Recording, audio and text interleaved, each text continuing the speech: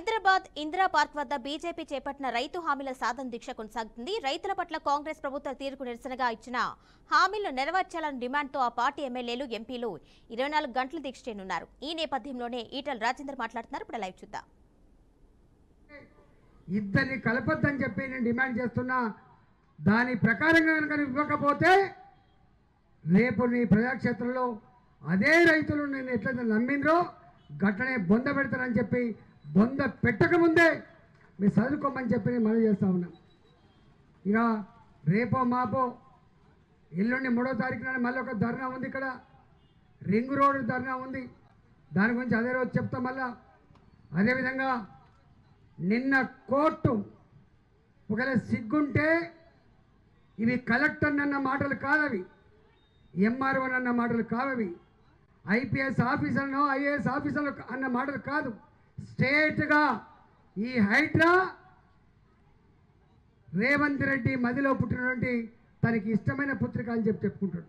Brain child Revanth Reddy, brain child HYDRAA. Revanth Reddy brain child Musi ప్రక్షాళన. కాబట్టి ఇవాళ ఆ రెండిట్లో అధికారులే రోజొక స్టేట్మెంట్ ఇస్తున్నారు. ఈ కూల్చివేత నాకు సంబంధం లేదు, ఈ మూసి ప్రక్షాళన నా నిర్ణయం కాదు. ఏ అధికారిని అడిగినా కూడా తప్పించుకునే స్థాయికి వచ్చిందంటే అది ఎంత పేలవంగా, ఎంత ప్రజాక్షేత్రంలో ఏవగించబడుతుందో అర్థమవుతుంది. కాబట్టి హైకోర్టు వేసిన మొట్టకాయలు ఇవాళ ఆఫీసర్లు కాదు, నేరుగా రేవంత్ రెడ్డికి తగిలింది. కాబట్టి నిజంగానే కనుక నీకు నిజాయితీ ఉంటే, ప్రజల మీద ప్రేమ ఉంటే, చట్టం మీద నమ్మకం ఉంటే రాజీనామా చేయాలి. రాజీనామా చేయకుండా నువ్వు కొనసాగుతున్నావు అంటేనే నువ్వు చట్టం లెక్కలేదు, నీకు జడ్జిలు లెక్కలేదు, నీకు కోర్టులు లెక్కలేదు అని చెప్పి అర్థమవుతుంది. కాబట్టి ఇవాళ తెలంగాణ ప్రజలారా, అన్ని వర్గాల ప్రజలారా అర్థమైపోయింది. ఒడ్డెక్కేదాకా ఓడమల్లప్ప, ఒడ్డెక్కినాక బోడమల్లప్ప. ఆనాడు అమెరికాలో మాట్లాడినట్టుగా మోసగించే వాళ్ళనే తెలంగాణ ప్రజలు నమ్ముతారని చెప్పి అయితే మాట్లాడినావో ఇవాళ మా ప్రజలు మోసగించబడుతుండొచ్చు, కానీ పదే పదే మోసగించబడరు.